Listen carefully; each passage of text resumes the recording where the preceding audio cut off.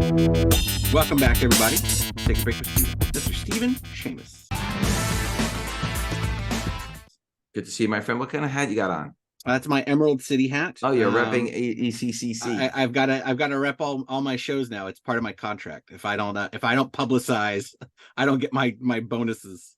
Oh, you're not walking out because of the SAG-AFTRA thing, or no? No, not yet. I'm waiting for my union rep to get back to me about whether you're allowed to wear the hat or not. Right? Yeah. Whether I can rep or not.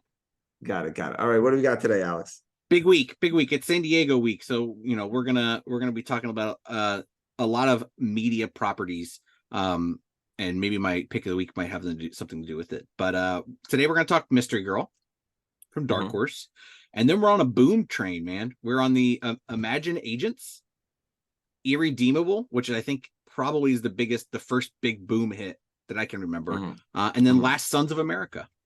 Got it. All right, cool. So what are we starting with, Alex? Mystery Girl from Dark Horse.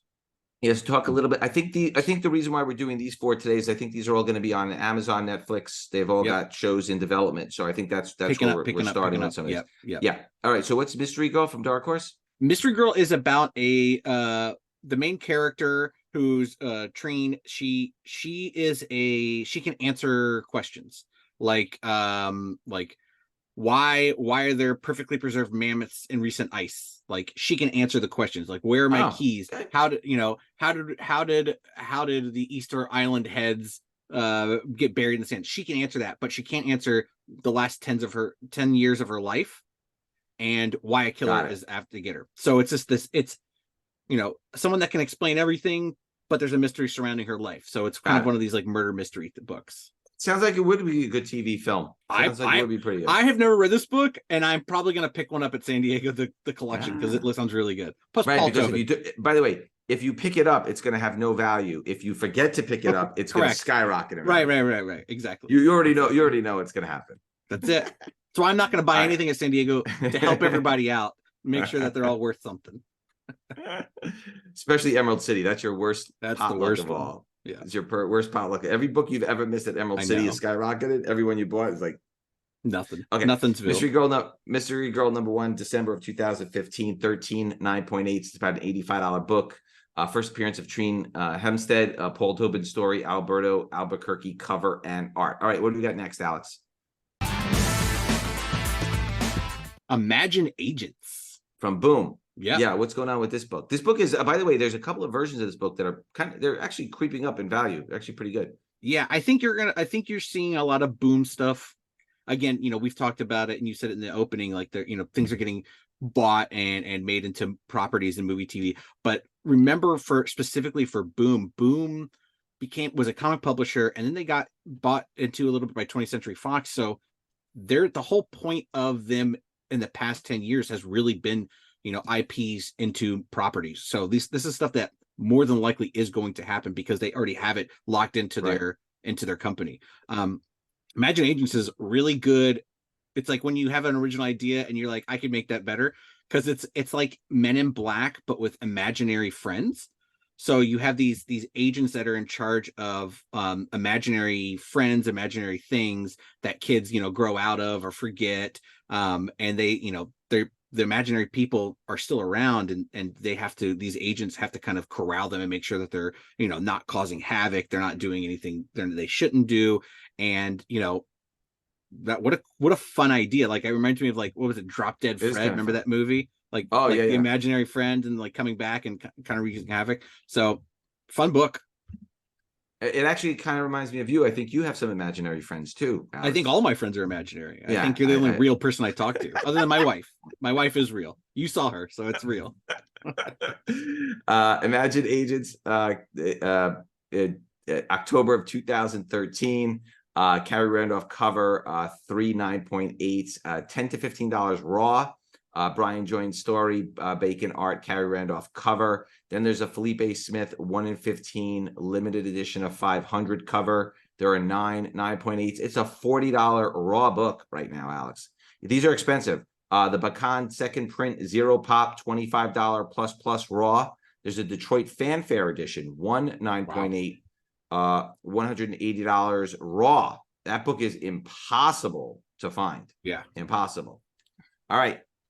Alex. Oh, that wasn't a very good drum. Alex's pick of the week. I was using one pen. I'm gonna send you some drumsticks, so at least you can get the sound down. Some Ace branded. Yeah, it's San Diego week. I'm in San Diego. I will be on my way because it's very close. So that, you know, exclusive time, right? Like I think the past 5 years, 4 years, 3 years, 2023, yeah, so about 3.5 years, you know, San Diego hasn't been at full capacity of what San Diego used to be. This year there's gonna be, you know, there's no mask rules. There's, you know, tickets were on sale. Like it's back to their regular show schedule, which means I think the exclusives are going to be way hotter this year. There's a ton of stuff. A couple things I would point out is DC's doing a lot of exclusive covers, and it's a lot of exclusive covers to books that are brand new and that are number ones that are going to be hot. It's not just like, you know, Superman number 27 Jim Lee cover, which are always great, but these are number ones. These are bigger books. I think their exclusive push this year is really heavy, in a good way. There's some cool, neat toys. There's a Mickey Mouse Sailor M from Kid Robot, which is like Sailor Moon but Mickey Mouse. I think that's a good little combo. Mondo, I think some of the last things Mondo will ever see from Mondo. Blacklight posters, the Batman vinyl soundtrack, lots of Teenage Mutant Ninja Turtles.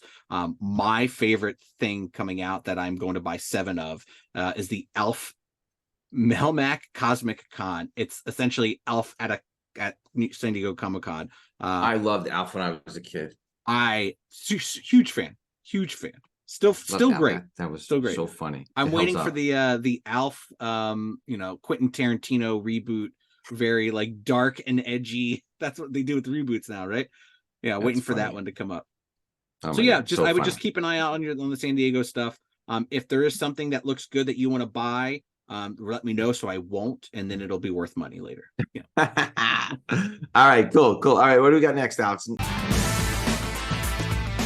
We're closing with 2 booms. Yeah, 2 more booms. Irredeemable, a big book for Boom. Yes, yeah. This one we know. So what is Irredeemable?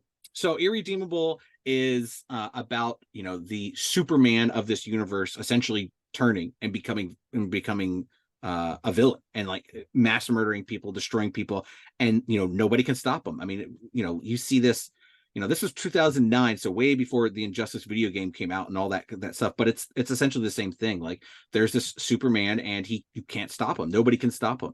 And even like some of the villains, you know, have to turn into heroes towards the end because there's no one else to help. And you know, some villains aren't, you know, murderers and they're just thieves or what have you.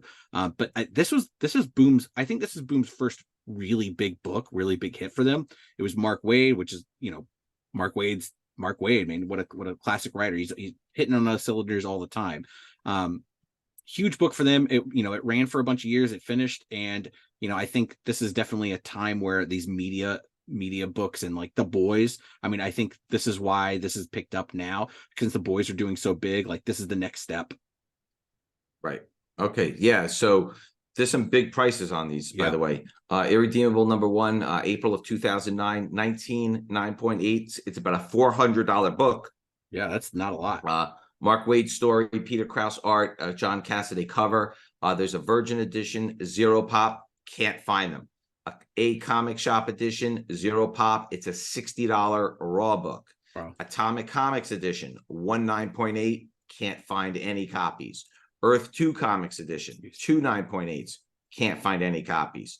The Holofoil edition, limited to 500, impossible to find. 5 9.8s, they're about $1,000 at 9.8, 250 plus raw, can't find them. The Kitson variant cover, 4 9.8s, that's a $90 to $100 raw book. Jeez. The sketch cover, 0 pop, can't find them at all. The Kitson sketch second print, there's only 1 9.8. $20 to $25 raw. So these books already have very, very heavy prices out. Yeah. It was low print run. I mean, I was working the shop when these came out, and like everybody loves Mark Waid, so people bought the book. It wasn't a non-ordered book, but not as big as it became. It became a. So I'm gonna guess you don't own any copies of these. I do not own any copies of these. Right. That's why Of they're course worth not. money. Of Yeah, course yeah. not. Of course I think I not. have the first or second trade somewhere, but those aren't worth money yet. All right. What are we closing with today, Alex? Last Sons of America, another Boom book. property. Yeah. Yep. What is this one? This is a fun book. It's when I say fun, I mean extremely depressing. It's about what happens when, like, when um a biological terrorist attack happens and people have the inability to, in America, for people to conceive children. So think, Handmaid's Tale a little bit. That's kind of what it looks like. But this is only in America. So, like, other countries are having children, and right now you can adopt children from other countries. And this is a story of two brothers who are official adoption agency people, but realize that the black market for kids is a little bit higher. So they actually end up, one of them kidnaps a kid to sell, and the kid ends up being a crime lord's child.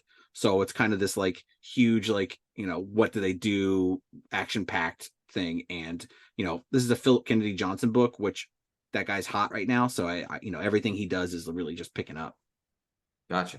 Yes. Sounds good. Yep. Last Sons of America, #1, November 2015, 9.8. It's about a $200 book, $5 to $10 raw. Philip Kennedy Johnson story, Matthew Dow Smith art, a lot of 3 named people here. Yes. Tanchi Zonchik cover. Brian Stelfree's 1 in 10 Boom 10 Years edition, 9.8. It's about a $30 raw book.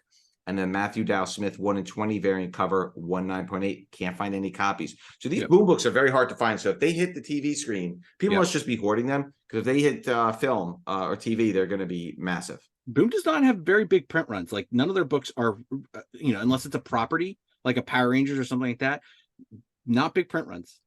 Right. Okay, well, we appreciate you joining us today. If you have any questions or comments, please leave them in the field below. Otherwise, we will see you all next week. Same bad time. Same bad channel.